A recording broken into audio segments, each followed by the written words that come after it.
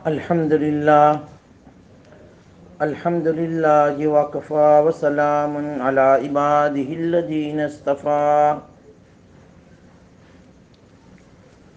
أما بعد فأعوذ بالله من الشيطان الرجيم بسم الله الرحمن الرحيم الرحمن علم القرآن خلق الإنسان علمه البيان صدق اللہ مولانا العظیم. درود شریف.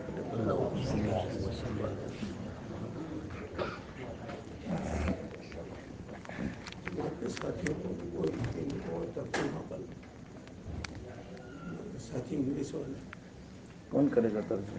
کوئی ساتھی کریں گے، ان سے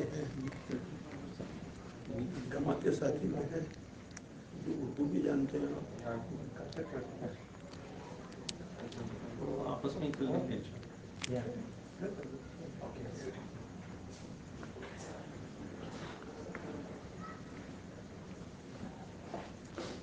جی محترم بزرگ و دوستو، یہ سورہ رحمان کی آیت مبارکہ آپ کے سامنے تلاوت کی، جس میں اللہ جل شانہ من والہ نے اپنے صفاتی نام سے اس سورت کا آغاز کیا ہے. اللہ تبارک و تعالیٰ کے ویسے بہت سارے نام ہیں.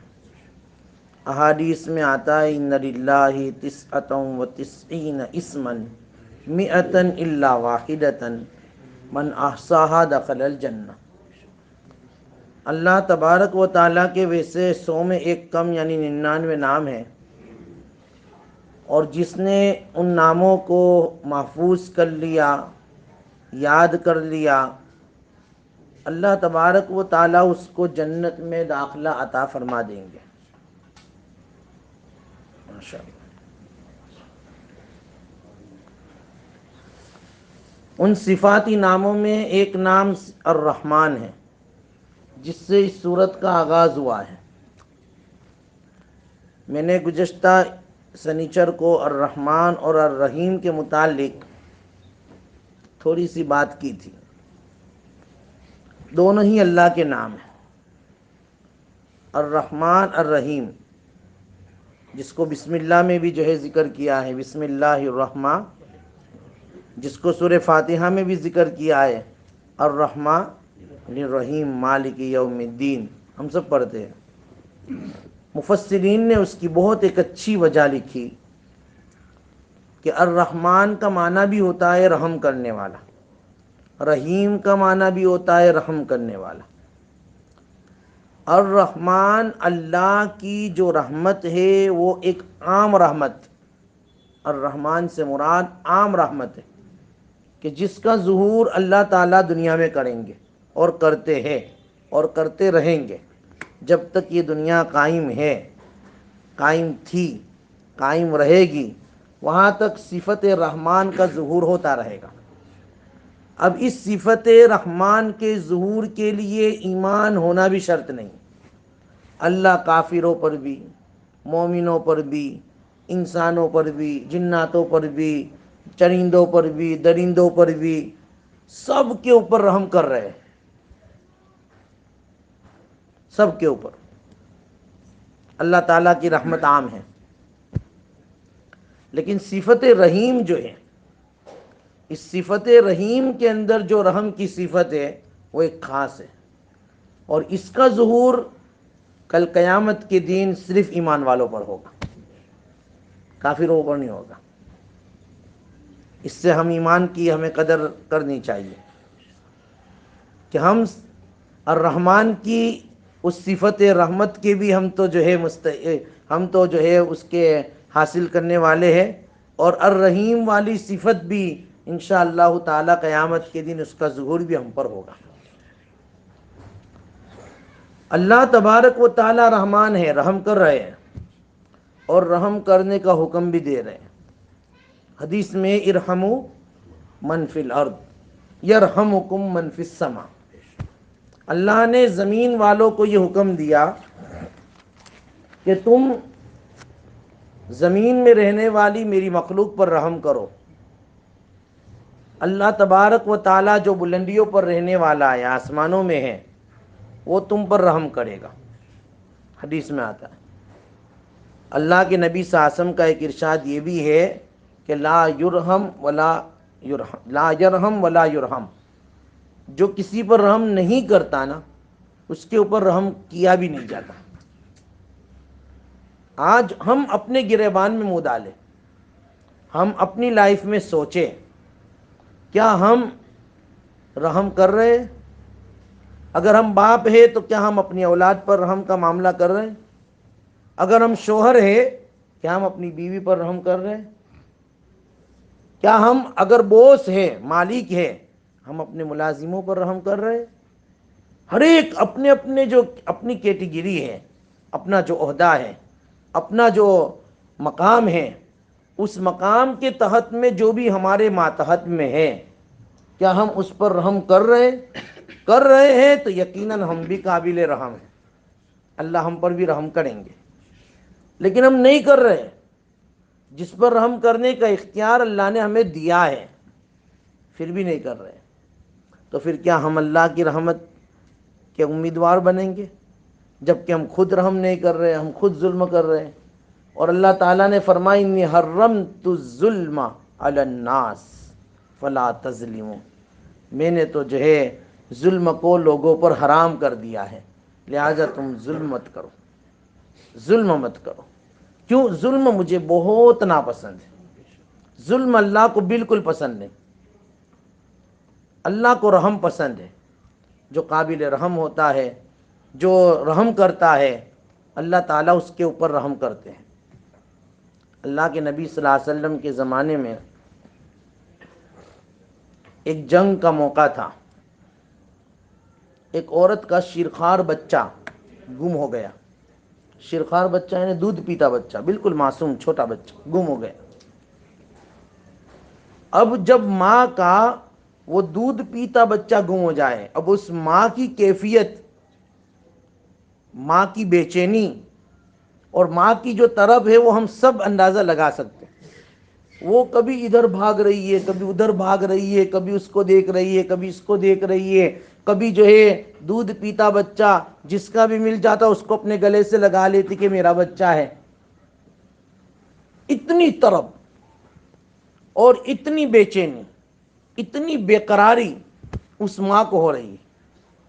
اللہ کے نبی صلی اللہ علیہ وسلم نے جب اس کی پوزیشن دیکھی، اس کی حالت دیکھی، تو صحابہ کرام رضوان اللہ علیہم اجمعین کو کہا کہ بھئی دیکھو یہ ماں جو اپنے بچے کے لیے اتنی تڑپ رہی ہے، دوڑ رہی ہے، ڈھونڈ رہی ہے اور تلاش کر رہی ہے، کیا اگر بچہ اس کا اس کو مل جائے تو کیا اپنے اس بچے کو یہ آگ میں خود ڈال سکتی ہے؟ اپنے ہاتھ سے ڈال سکتی ہے؟ صحابہ نے کہا یا رسول اللہ آگ میں کیا کیسے ڈالے گی، جبکہ ابھی وقتی طور پر گم ہو گیا ہے تو یہ مر چکی ہے، زندہ مر چکی ہے. اس کی کیفیت سے ہم کو یہ اندازہ ہوتا ہے کہ اتنی پریشان ہے تو وہ اپنے بچے کو کیسے ڈال سکتی ہے. یعنی اس کے اندر اللہ نے کتنا رحم رکھا ہے اپنے بچے کے لیے. اللہ کے نبی صلی اللہ علیہ وسلم نے فرمایا میرے صحابہ، جس طرح اس ماں کو اپنے بچے کے اوپر پیار ہے، رحم ہے، اس سے 99 گنا زیادہ اللہ کو اپنے بندے پر رحم اور پیار ہے. جب یہ ماں اپنے بچے کو آگ میں نہیں ڈال سکتی، تمہارا کیا خیال ہے کہ اللہ تم کو آگ میں ڈالے گا؟ ڈالے گا اللہ تم کو آگ میں کہ نہیں ڈالے گا؟ لیکن بندے ایسے اعمال کرتے ہیں جس کی وجہ سے وہ جہنم میں جانے والے بنتے ہیں اور جہنم کے مستحق بنتے ہیں اور جہنم کی طرف لپکتے ہیں، دوڑتے ہیں. لیکن اللہ تو اپنے نبیوں کو بھیج رہا ہے. نبیوں کے بعد انبیاء کے بعد علماء وارثین انبیاء کو بھیج رہا ہے، علماء کو، تاکہ امت کو سمجھائے. ہر فرد کو ذمہ دار بنایا کہ بھئی امت کو سمجھاوے کہ دیکھو بھئی ایسا مت کرو، نماز پڑھو، بھئی اس طرح کی جو ہے غفلت مت برتو، اس طرح کی جو ہے اعمال سے اپنے آپ کو بچاؤ، گناہوں سے بچاؤ بھائی، جھوٹ مت بولو، جو غیبت مت کرو بھائی، اس طرح کا حرام مت کھاؤ بھائی، حلال کا اختیار کرو، چوری مت کرو، ہر ایک جو ہے بیانوں کے ذریعے، تعلیم کے ذریعے، گشتوں کے ذریعے، ملاقاتوں کے ذریعے بس یہ ذہن بنایا جا رہا ہے کہ بھائی جہنم سے بچ جاؤ، جنت میں جانے والے اعمال کر لو، تم کامیاب ہو جاؤ گے بھائی۔ کیوں؟ کیونکہ اللہ کو ہمارے اوپر کیا ہے بھائی؟ پیار ہے، رحم ہے۔ اسی بنیاد پر اللہ تعالیٰ یہ اسباب پیدا کروا رہے ہیں اور اپنے بندوں کو جہنم سے بچوانے کی راہیں نکلوا رہے ہیں۔ ہاں، راہیں نکلوا رہے ہیں۔ اس لیے اللہ کے نبی صلی اللہ علیہ وسلم نے فرمایا کہ اللہ تو بڑے رحیم ہیں، اللہ تو بڑے مہربان ہیں اپنے بندوں پر، بڑے مہربان۔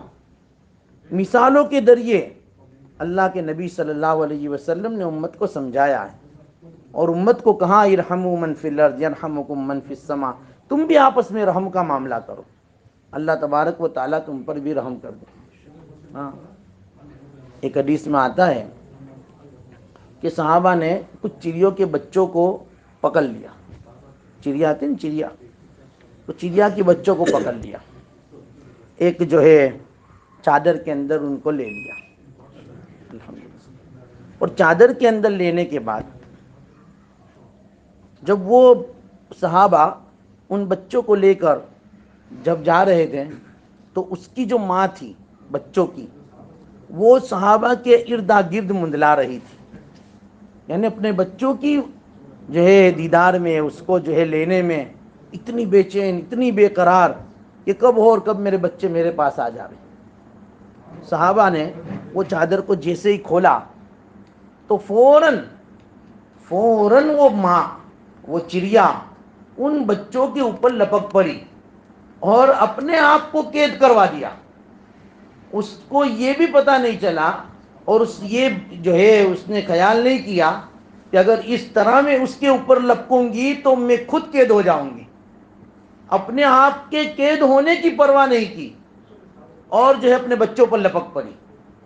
صحابہ نے جب یہ قصہ اللہ کے نبی کو بتایا، آپ علیہ السلام نے فوراً کہا کہ جاؤ بھائی، جہاں سے بچوں کو لائے ہیں وہاں پر رکھ کے آؤ، اس ماں سے اپنے بچوں کو، ان کے بچوں کو جدا مت کرو۔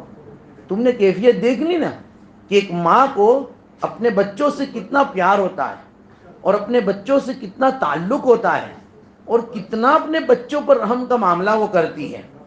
پھر اللہ کے نبی صلی اللہ علیہ وسلم نے فرمایا یہ تو پرندوں کی بات ہے، درندوں کے حال یہ ہے، جنگل میں رہنے والا شیر ہو، چاہے بھینس ہو، چاہے اور کوئی جانور ہو، ہر ایک کو تم دیکھو کہ ان کے بچوں سے ان کو کتنی محبت ہوتی ہے۔ پھر آپ علیہ الصلوۃ والسلام نے صحابہ کو پھر متوجہ کر کے فرمایا کہ دیکھو اللہ تبارک و تعالیٰ نے چاہے انسان ہو، چاہے جنات ہو، چاہے چرند ہو، چاہے پرند ہو، چاہے درندے ہو، ہر ایک کے دل میں ان کے بیٹوں کی، ان کے اولاد کی اللہ نے محبتیں رکھی ہیں اور ہر ایک اپنے اپنے بچوں پر رحم کر رہا ہے۔ لیکن یہ رحم کا اثر صرف صفت رحمان جو ہے نا اللہ کی اور صفت رحیم جو ہے نا اللہ کی، اس صفت رحیم میں سے جو اللہ کے 100 حصے ہیں نا، ان میں سے صرف ایک حصہ اللہ نے دنیا میں اتارا ہے، اور یہ ایک حصہ جو ہے تقسیم ہوا ہے انسانوں پر، جناتوں پر، چرندوں پر، پرندوں پر، درندوں پر، ساری مخلوقات پر صرف ایک حصہ تقسیم ہوا ہے صفت رحمت کا۔ ایسی 99 صفت رحمت اللہ کے پاس موجود ہے اور اس کا ظہور اللہ تعالیٰ قیامت کے دن کریں گے۔ اب اندازہ لگاؤ، یہ بہت تسلی دینے والی حدیثیں ہیں کہ اللہ تبارک و تعالیٰ اتنے رحیم ہیں۔ لیکن کہنے کا مقصد یہ نہیں ہے کہ اللہ بہت غفور رحیم ہے تو پھر کرتے رہو جو کرنا ہو بھائی، پھر اس کا جو ہے وہ ریئیکشن مت لینا، کیا بولتے ہیں اس کو، ہے نا بھائی۔ بلکہ اس کو ہم اس پہلو سے سوچیں کہ میرے اللہ اتنے رحیم ہیں اور اتنے رحم کرنے والے ہیں، تو پھر میں اپنے اللہ کی کیوں نافرمانی کروں، میں اللہ کی کیوں حکم عدولی کروں، میں کیوں ان کا کہا نہ مانوں، مجھے جس مقصد کے لیے مجھے دنیا میں اللہ نے بھیجا ہے میں اس کے خلاف کیوں کروں۔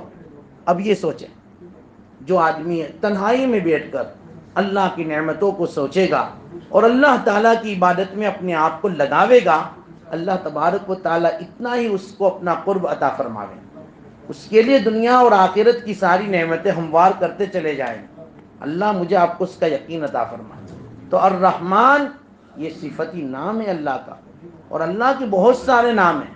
اللہ تعالیٰ نے تو فرمایا قُلِ ادعوا اللہ او ادعوا الرحمن، اللہ کو پکارو چاہے کسی بھی نام سے ہو، اللہ سے پکارو، رحمان سے پکارو، بھائی اپنے اعتبار سے اللہ کو پکارو، لیکن پکارو، اللہ کو پکارو۔ میں نے گزشتہ سنیچر کو بھی بتایا تھا کہ روزانہ جو 99 نام ہے اس کو پڑھو، اور پڑھنے کا مقصد یہ کہ یہ اس تصور سے پڑھو کہ میں اپنے اللہ کو بلا رہا ہوں، میں اپنے اللہ کو پکار رہا ہوں، ہاں۔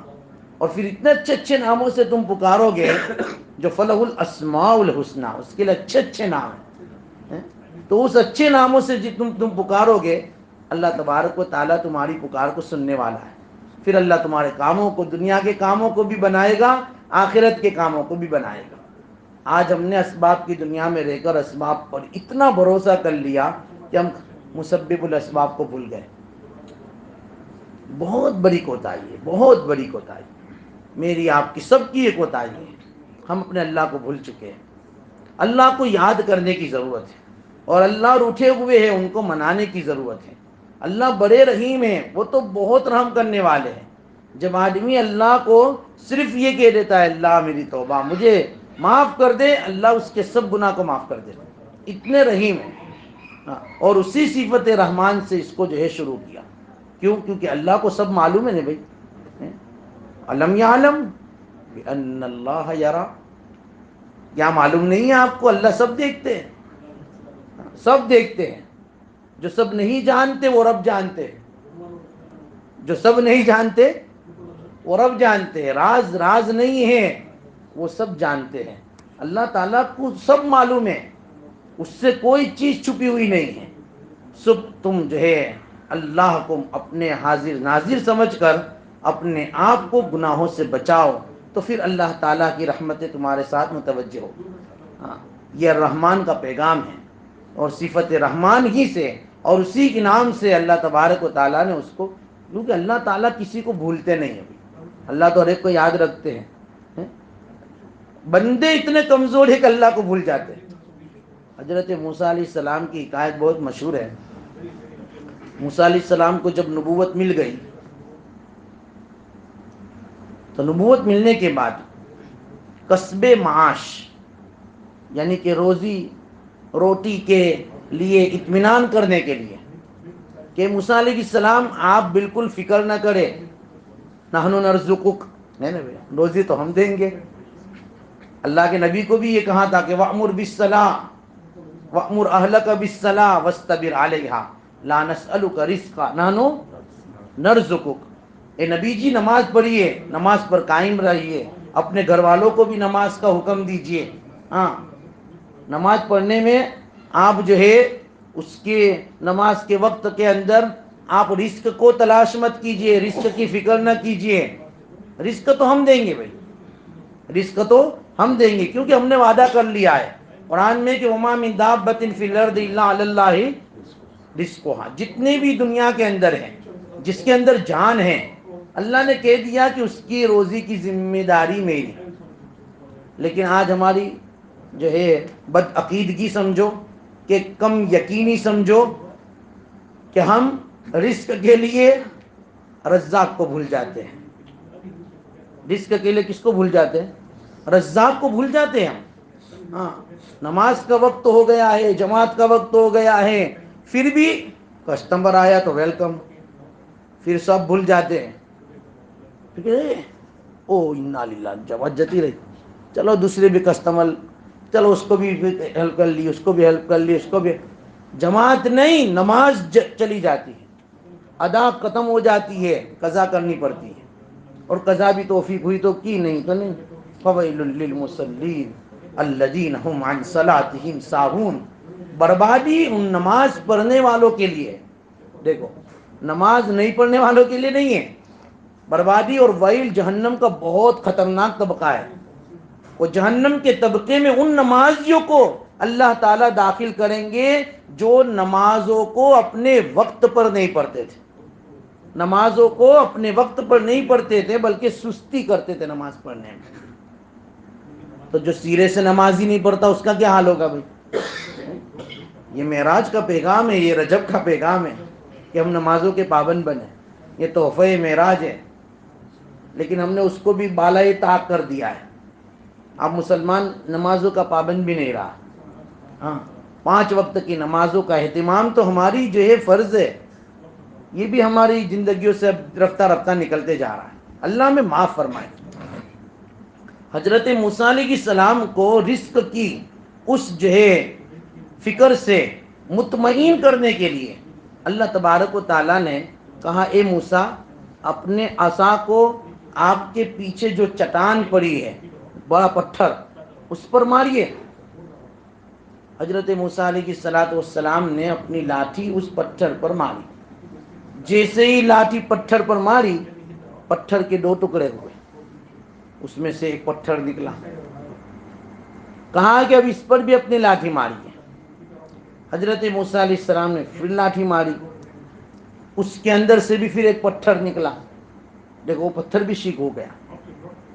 ایک پتھر شیک، دوسرا پتھر، دوسرا بھی شیک ہو گیا، اور پھر تیسرا پتھر نکلا. حضرت موسیٰ علیہ السلام کو کہا اور اس پر بھی ایک لاٹھی ماری. حضرت موسیٰ علیہ السلام نے جب ایک لاٹھی ماری تو اس پتھر میں سے ایک عجیب و غریب قسم کا کیڑا نکلا، اور اس کیڑے کے منہ میں ایک ہرا سبز جو ہے پتا تھا جس کو وہ کھا رہا تھا، اور اس کے زبان کچھ ہل رہی تھی. حضرت موسیٰ علیہ السلام اس کے قریب گئے، اس کو ہاتھ میں لیا، کان میں جو ہے کان کی طرف لے گئے کہ یہ کیا کہہ رہا ہے، ذرا سنو تو صحیح. تو وہ کیڑا جو ہے نا پتا کھاتے جا رہا تھا اور اللہ کی تعریف اور اللہ کی تسبیح بیان کر رہا تھا. سبحان من یرانی ویسمع کلامی ویعرف مکانی ویذکرنی ولا ینسانی. اللہ اکبر. وہ چھوٹا کیڑا کہہ رہا تھا سبحان من یرانی، اللہ کی ذات پاک ہے. بھئی کون ذات پاک ہے؟ وہ ذات پاک ہے جو مجھے ہر وقت دیکھتی ہے. دیکھو اللہ کی نگاہ کہاں سے کہاں جاتی ہے وہ دیکھو بھئی. 1 پتھر، 2 پتھر، 3 پتھر کے اندر کیڑا ہے، اس کو بھی میرا اللہ دیکھتا ہے. اللہ کی نگاہ کتنی تیز. ہم اللہ کو نہیں دیکھ سکتے ہیں. لا یدرک الابصار وهو یدرک الابصار. رحمان کو ہم نہیں دیکھ سکتے لیکن رحمان ہم کو دیکھ سکتا ہے. تم کہاں بھی ہو، جب وہ 3 پتھروں کے اندر جو ہے وہ کیڑے کو اللہ دیکھ رہا ہے تو پھر ہم کہاں جائیں گے؟ پتھروں جیسا تو ہم نے اپنا مکان نہیں بنایا کہ جس میں نہ کھڑکی ہو نہ جو ہے ڈور ہو، کچھ بھی نہیں. ہمارا سب کچھ ہے، اس کے باوجود بھی بندہ ڈرتا نہیں اللہ سے، اور جو کرنا ہے وہ کر کے لیتا ہے. گناہ کرتا ہے کہ نہیں کرتا؟ اب یہ دیکھو اللہ کی نگاہ کہاں پہنچتی ہے. وہ کیڑا کہہ رہا ہے کہ سبحان من یرانی، پاک ہے وہ ذات جو مجھے ہر وقت دیکھتی ہے. ویسمع کلامی، صرف دیکھتی ہی نہیں ہے، میں جو بولتی ہوں یا میں بولتا ہوں میرے بول کو بھی وہ سنتی ہے. میں اگر کلام کروں، میں دعا کروں، میں اللہ کو پکاروں تو میری پکار کو بھی وہ تو سنتا ہے. اور صرف دیکھتا اور سنتا نہیں، وَيَعْرِفُ مَقَانِي، میرے مکان کو بھی وہ جانتا ہے، میری جگہ کو بھی وہ جانتا ہے. اس کو معلوم ہے کہ میرا بسیرا کہاں ہے، میں کس پوزیشن میں ہوں. میں 3 پتھروں کے اندر ہوں لیکن وہ میرے کو دیکھ رہا ہے، وہ میری بات سن رہا ہے. میرے مکان کا اس کو علم بھی ہے. وَيَذْكُرُنِي وَلَا يَنْسَانِي، اتنی گہرائی اور اتنے اندر ہونے کے باوجود وہ مجھے یاد رکھتا ہے، مجھے بھولتا نہیں ہے، مجھے بھول نہیں جاتا ہے. ہم تو گھر کے اندر کوئی جو ہے پارسل رکھ دے وہ بھی بھول جاتے کہ کہاں رکھا ہوگا، وہ بھی ڈھونڈنا پڑتا ہے بھائی. لیکن وَيَذْكُرُنِي وَلَا يَنْسَانِي، وہ مجھے دیکھتا ہے، وہ مجھے بھولتا. یہ اللہ ہے، یہ رحمان ہے جو ہمیں کبھی بھی نہیں بھولتا ہے. ہم بھول جاتے ہیں اللہ تبارک و تعالیٰ کو. اللہ ہمیں جو ہے اس کی صحیح سمجھ عطا فرمائے. یہ صفت رحمان ایک عجیب و غریب صفت ہے جو اللہ تبارک و تعالیٰ کے ساتھ جو ہے منسلک ہیں، اس الرحمن سے اللہ تبارک و تعالیٰ رحیم کتنے ہیں، اسی لیے اس صفت رحمان کی ایک جو ہے رحمت کا ظہور سورہ رحمان کے اندر اللہ تبارک و تعالیٰ نے اس امت کے اوپر کیا رحم کیا، تو کہ علم القرآن. دیکھو، الرحمن علم القرآن، اللہ نے قرآن سکھایا. یہ قرآن جو ہے نا، یہ سکھایا اللہ نے. کیوں؟ کیونکہ یہ قرآن جو ہے سراپا ہدایت ہے. اللہ تبارک و تعالیٰ نے ہدایت کا پیغام تمہیں سکھا دیا تاکہ تم گمراہ نہ ہو جاؤ، تاکہ تم بھٹک نہ جاؤ، تاکہ تم جو ہے راستے سے ہٹ نہ جاؤ. اس لیے اللہ نے قرآن جیسی عظیم نعمت دی اور اس عظیم نعمت کو تمہیں سکھایا. علم القرآن، قرآن سکھایا. کیونکہ یہ قرآن ان اللہ یرفع بہذا الاقوام ویدع بہ آخرین، اللہ تعالیٰ اسی قرآن کے ذریعے بہت سے لوگوں کے مقاموں کو بلند کرتے ہیں اور بہت سے لوگوں کو ذلیل و رسوا کر دیتے ہیں، رسوا کر دیتے ہیں. جو قرآن پر عمل کرتا ہے، قرآن کی ہدایتوں پر عمل کرتا ہے، قرآن کی باتوں کا فالو کرتا ہے، اللہ اس کو عزتیں عطا فرماتے ہیں. اور اللہ نے عزتیں دی. جس نے بھی اپنے آپ کو قرآن سے وابستہ کیا، کر رہا ہے، کرے گا، اللہ اس کو عزت دی ہے، دے رہا ہے اور دے گا. یہ قرآن کا وعدہ ہے، قیامت تک کے لیے ہے، ہر ایک کے لیے ہے کہ بھئی اس قرآن سے اپنے تعلق کو مضبوط کرو. یہ قرآن جو اللہ نے ہمیں سکھایا ہے، اس کو ہم جو ہے اپنا زیور بناوے، اپنا اوڑھنا بچھونا بناوے. ہاں، صرف پڑھ لینے سے اس کا حق ادا نہیں ہوتا. ہاں، اس کو پڑھ لینے سے اس کا حق ادا نہیں ہوتا، بلکہ علماء نے قرآن کے 5 حقوق بتائے. پہلا حق تو یہ بتایا کہ قرآن کے اوپر ایمان لاؤ. وہ ایمان تو ہے ہمارا قرآن میں، یا ایھا الذین آمنوا آمنوا باللہ ورسولہ والکتاب الذی نزل علیہ. ایمان لاؤ اللہ پر، رسول پر اور اس کتاب پر جو اللہ نے محمد رسول اللہ پر نازل فرمائی. اس کتاب پر ایمان لاؤ. اللہ تبارک و تعالیٰ کا یہ اعلان ہے. ایمان لانے کا کیا مطلب؟ صرف یہ کہہ دینا کافی ہے کہ بھئی یہ اللہ کی کتاب ہے، اپنے رسول پر جو ہے اتری ہے، لہٰذا ہم اس پر ایمان رکھتے ہیں، یہ بالکل صادق ہے، سچی ہے. صرف یہ کہہ لینے سے یا یہ تصور کر لینے سے اس ایمان کا حق ادا ہو گیا بھئی؟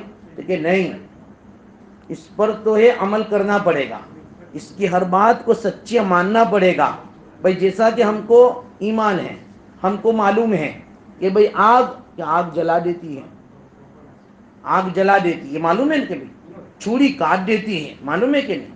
صرف جان لینے سے بھئی ایمان مکمل ہو گیا؟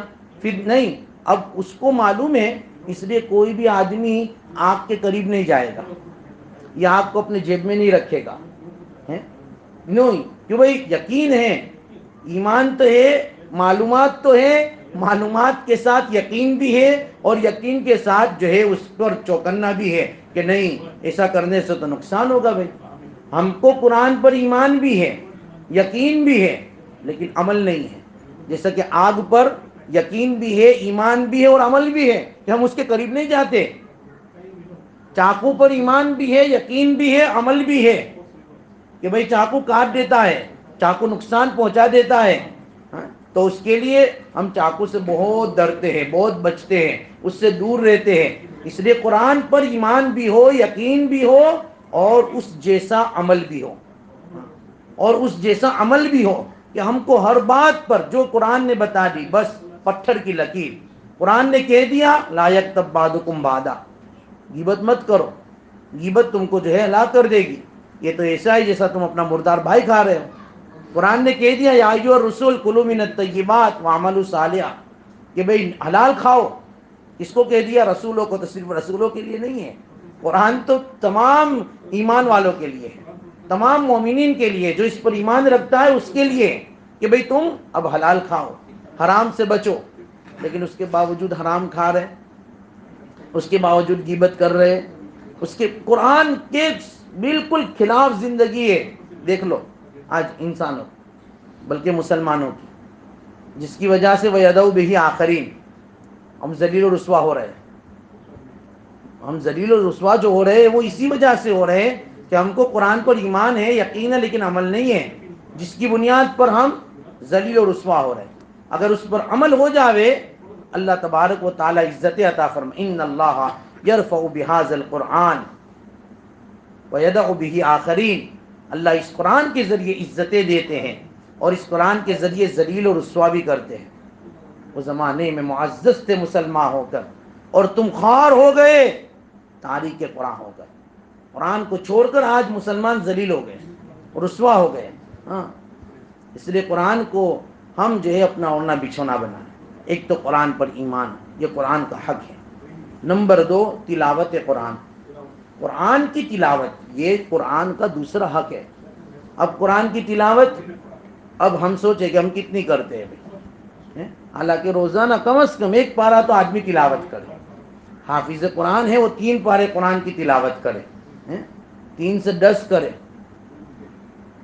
یہ قرآن سے جو ہے ایک تعلق کی بات ہے، اور یہ کوئی مشکل کی بات نہیں ہے بھائی۔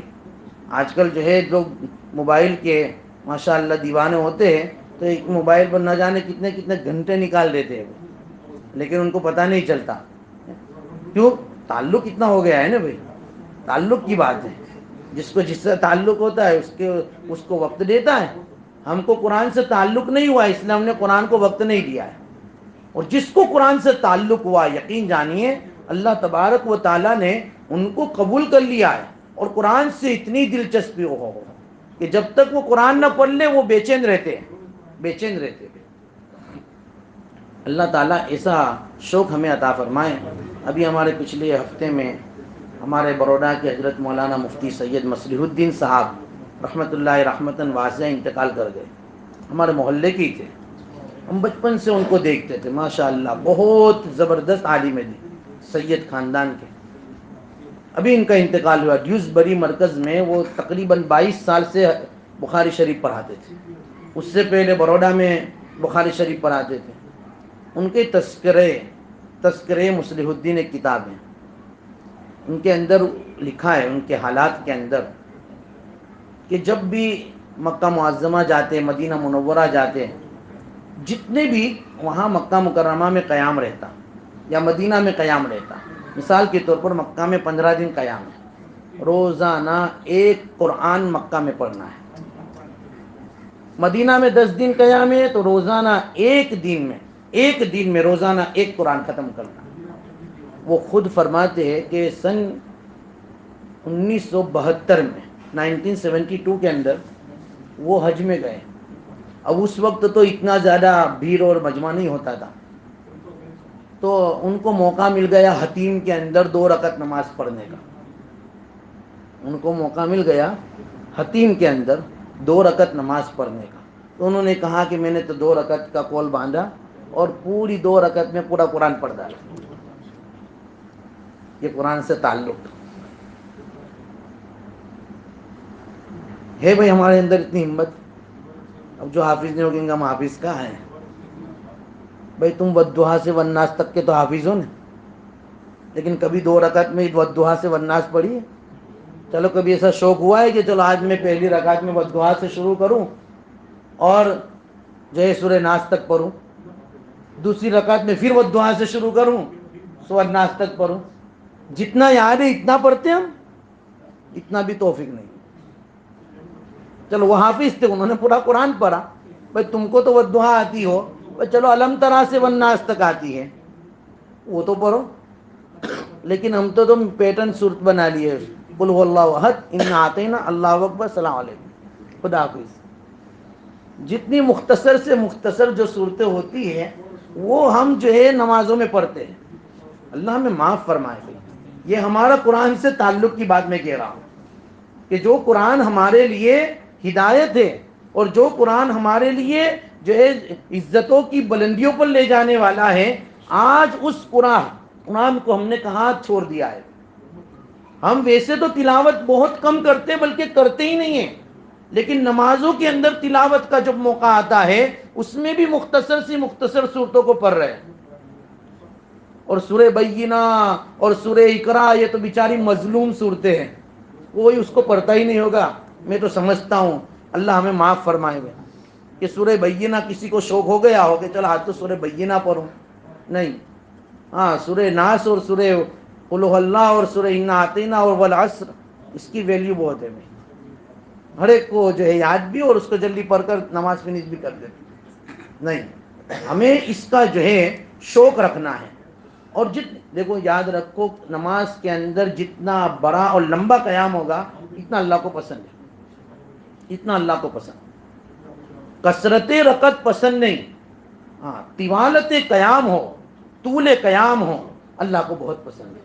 اس لیے نبی کریم صلی اللہ علیہ وسلم کے حالات میں ہم پڑھتے ہیں، فضائل اعمال میں بھی ہم نے پڑھا سنا کہ آپ علیہ الصلوۃ والسلام پوری رات ایک آیت کو پڑھ کر جو گزار دیتے۔ دیکھو پورا قرآن یاد نہیں، ایک آیت ہے، اس ایک ہی آیت بار بار پڑھ رہے، ان تعذبہم فانہم عباد وان تغفر لهم فانک انت العزیز الحکیم، ایک آیت پڑھ رہے، بار بار پڑھ رہے اور اللہ کو منوا رہے، رو رو کر کے رہے، اے اللہ اگر تو عذاب دے، اگر اللہ تو عذاب دے تیرے بندوں کو، تیرے بندے، تیرے کو کوئی پوچھنے والا نہیں، تیرے کو کوئی پوچھنے والا نہیں، اگر میرے اللہ تو نے سارے بندوں کو عذاب دیا، تجھے کوئی نہیں پوچھے گا، کیوں؟ بیکوز کہ وہ تیرے بندے ہیں، لیکن اے اللہ وَإِن تَغْفِرْ لَهُمْ، اے میرے پیارے اللہ اگر تو نے تیرے بندوں کو معاف کر دیا تو بھی تجھے کوئی پوچھنے والا نہیں، اس لیے کہ تو انت العزیز الحکیم، تو تو بڑا زبردست حکمت والا ہے، معاف کر دے گا تو بھی تجھے کوئی نہیں پوچھے گا۔ بس یہی آیت پوری رات پڑھ رہے، پوری رات پڑھ رہے، اس کا جو ہے اللہ ہمیں شوق عطا فرمائے۔ یہ قرآن کا مہینہ بھی آ رہا ہے، اس کو ہم خوب پڑھیں، تلاوت قرآن کا اہتمام کریں، ابھی سے پریکٹس شروع کر دیں، کیونکہ رجب کا مہینہ جو ہوتا ہے نا، یہ بیج بونے کا مہینہ ہوتا ہے، ابھی سے قرآن پڑھنا شروع کر دے تاکہ رمضان میں ہم زیادہ سے زیادہ قرآن پڑھ سکیں، صرف رمضان تک محدود نہ رکھے، رمضان کے علاوہ بھی قرآن کی تلاوت کو لازم پکڑو۔ ایک جو ہے ہمارے اوپر ایک کہ نہیں، ہم کو روزانہ ایک پارہ پڑھنا ہے بس ختم، کچھ بھی ہو جائے، صبح میں آدھا پڑھ لیا، دوپہر میں آدھا پڑھ لیا، ایسا وقت بناؤ اور اس کے وقت کی پابندی کے ساتھ یہ عمل کرو، دیکھو اس کی برکتیں خود جو ہے تم محسوس کرو گے۔ اپنے گھروں میں قرآن کی تلاوت کا اہتمام کرو، جس سے گھروں کے اندر سے ساری الجھنیں باہر جائے گی، پریشانیاں، جھگڑے، یہ ساری وبا بلا یہ سب ختم ہو جائے گی جب قرآن کی تلاوت ہوگی۔ تو قرآن کے 5 حقوق ہیں، ان میں سے پہلا حق ایمان ہے، قرآن پر لانا، دوسرا حق تلاوت قرآن ہے، اور باقی کے 3 حقوق انشاءاللہ آئندہ سنیچر کو بیان کریں گے۔ اللہ تعالیٰ عمل کی توفیق عطا فرمائے۔ درود شریف۔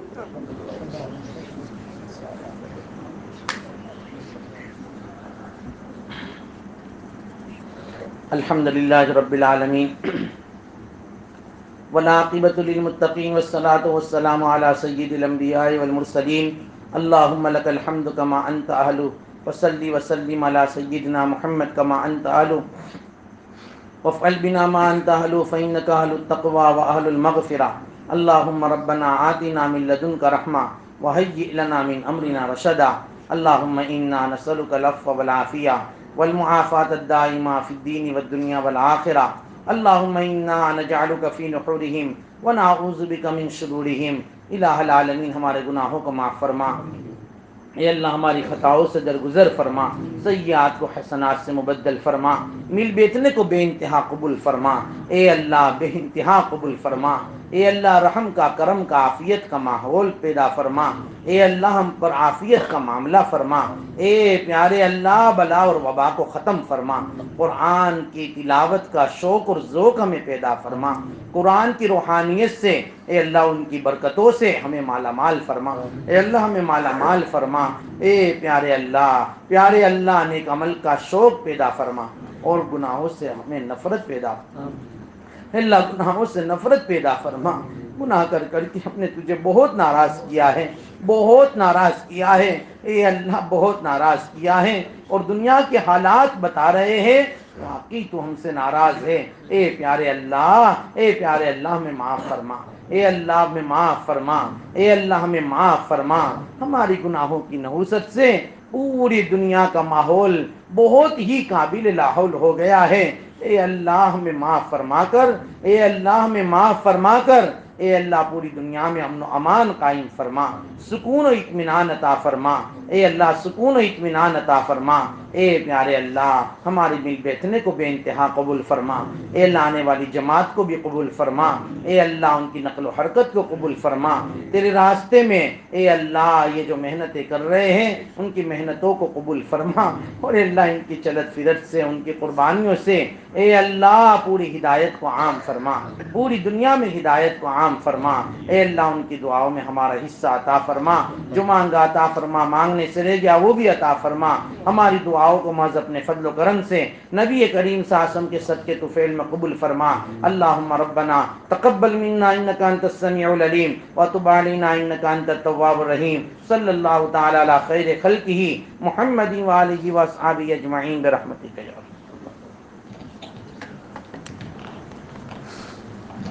Ele, que ele não sou próprio, ele era bem muito,